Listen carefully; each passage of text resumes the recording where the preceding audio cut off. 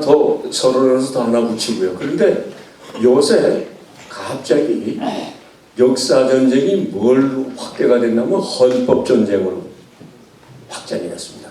선생님들 기억하실 겁니다. 지난번에 대한민국 헌법은 사회민주주의 헌법이라고 헌법 119조 2항 가지고 또 야단하고 그런 것들이 일어나고 그러는데, 그래서 헌법전쟁, 그래서 지금 좌파 성향의 사람들도 보면은 헌법 가지고 역사하는 사람들이 헌법을 공부해서 가지고 나오고 있어요. 저도 갑자기 헌법에 관심을 가져야 되게 될. 그래서 오늘 그냥 말씀드리는 것보다는 뭘 좀 나눠드리는 게 좋은데, 그러면 여러 페이지가 되면 또 복잡해서 그냥 좀 너저분하지만은 한 장으로 했는데, 거기도 보면은 대부분이 헌법 조항입니다.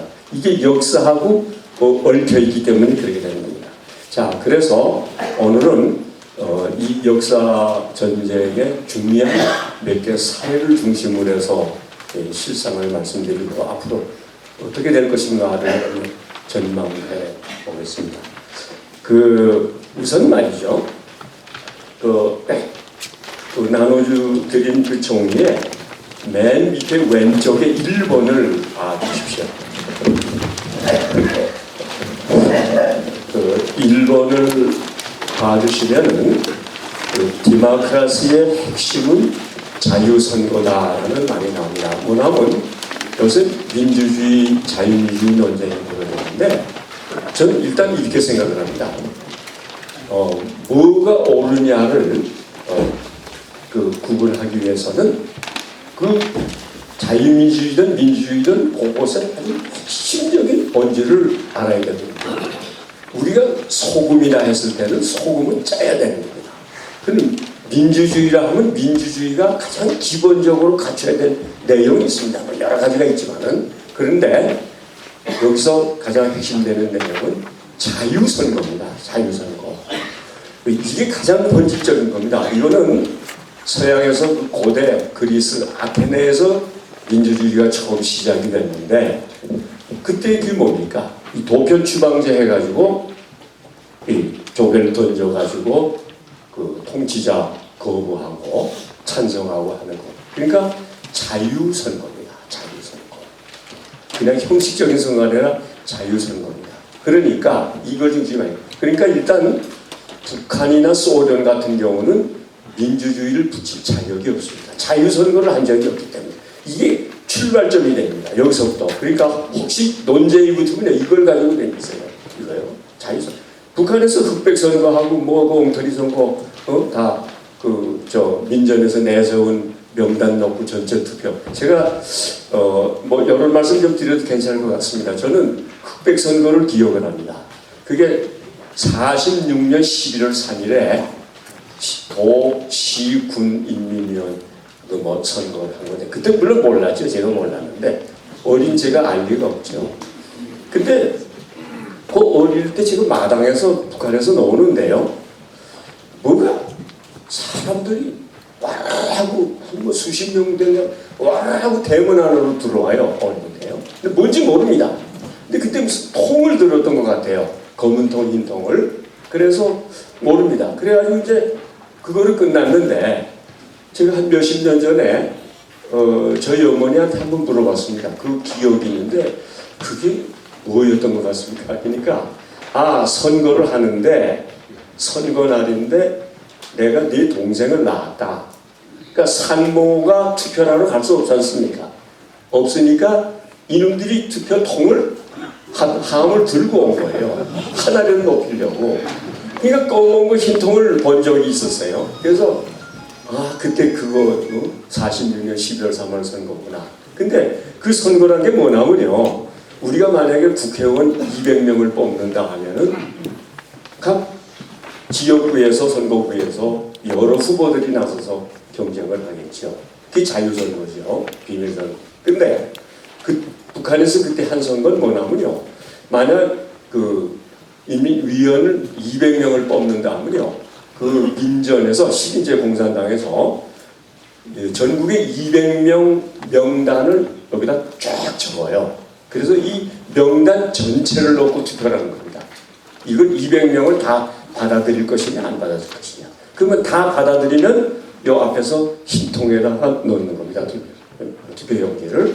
반대하면은 검은 통에 넣는 겁니다. 근데 그 당시 뭐 지금 보니까 그 무서운데도 검은 통에 넣은 분들이 있어요. 되게 기독교인이라고 저는 생각을 하는데. 그래서 제가 그게 이제 그 의문이 풀려왔는데 제가 어느 몇 년 전에 어떤 탈북자를 만났어요. 나이 많은 탈북자를 만나서 제가 이 얘기를 하면서 북한에서 아직 흑백 투표합니까? 하니까 아닙니다. 그래요. 투표함이 하나입니다. 그래요. 흰색. 아니 어떻게 합니까? 그러니까 그 예전에는 이거 가지고 흰 통, 검은 통 구분은 했는데 용기만 있으면 이제는 흰 통 하나예요. 그냥 찬성하면 흰 통에다 넣는 겁니다. 그럼 반대하면 어떡합니까? 그건 가서 또 따로 얘기를 해야 된대요. 어떻게 따로 얘기를 하냐. 이게, 아니, 이걸 놓고, 일단 북한을 민주주의라는 범주에 집어넣고 얘기하면 그 게임이 끝나는 그건 말이 안 되는 겁니다. 이건 엉터리 자유선거가 아닙니까? 지금 이제 저는 이렇게 말씀을 드리고 또 여러 선생님들께서는 아, 그렇겠구나 이렇게 하시지만 좌파들은 절대로 여기에 대해서 공감 안 합니다. 그게 문제입니다. 전 그래서 저는 그 뭐 학교에 있다가 보니까 되게 이제 책 가지고 사는 사람들하고 같이 지냈는데 저는 그런 생각이 들어요. 해방 후에 남로당이나 지금이나 내 좌파 성향 가진 사람은 되게가 비슷해요.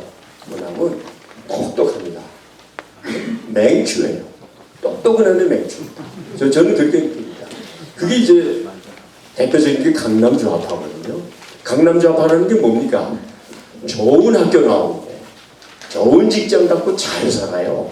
근데 좌파예요. 모수지리들이 애들. 근데 이 사람들은 참 똑똑합니다. 글 쓴 것도 봐도 너무 논리적이고 아주 저의 반대편인데도 아유 참 이거 글은 잘 썼구나. 그런데 바로 민주주의의 핵심적인 요소는 자유선거라는 걸 몰라요. 그러니까 맹추죠. 그 다음에 기왕 좌파 얘기가 나왔으니까 지금 우리 사회의 문제는 가장 큰 문제는 강남 좌파입니다. 좌파가 될 사람이 되면은 뭐 어쩔 수 없습니다. 못 먹고 못 살고 짓밟힌 사람이 혁명사상 이놈의 세상 뒤집어 봐야겠다 하고 갖는다면 뭐 어쩔 도리가 없습니다.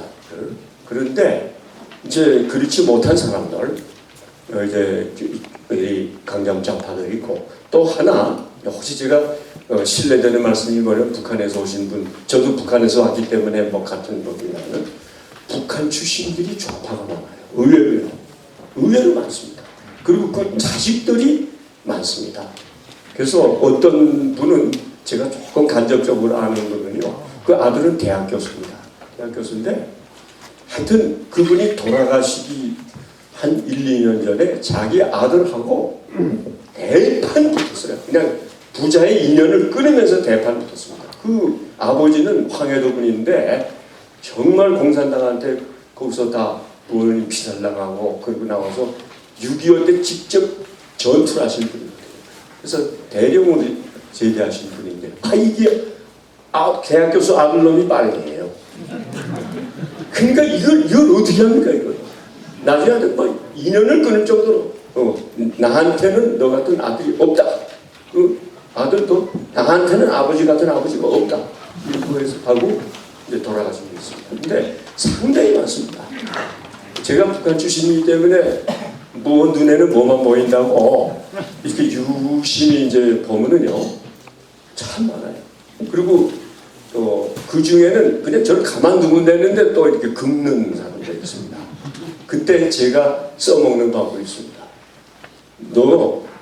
너나 그리고 너의 부모만이 이렇게 대한민국이 싫고 이승만 박정희가 싫으면 북한에 있지 왜 넘어갔냐? 거기서 살지. 거기에는 다 손을 들어요. 말을 못하고. 그래서 지금 원래 좌익할 사람들이 있고 그 사람들이요. 뭐 부모가 남로당이었다든가 이런 거 다 있고 그 다음에 거기 얼치고 들어간 게 강남 좌파인데 이게 상당히 우수한 사람이 많더라고요. 그 다음에 월남 좌파입니다. 이제 우리의 목표는 그겁니다. 그 사람들을 어떻게 진정을 시키고 분리를 시켜내느냐 하는 이제 이 과제가 있는데 저는 지금 상당히 그 위기를 맞으면서도 조금 시간이 갈수록 우리 쪽이 좀 유리해진다는 그런 생각은 늘 가지고 있습니다. 그러니까 그 핵심되는 걸 가지고 이제 공격을 해야 된다. 그 민주주의 문제는 그렇다 이겁니다. 자, 그러면 지금 신문에서 지금 자유민주주의, 민주주의 논쟁이 나기 때문에 그 1번을 그대로 봐주시면은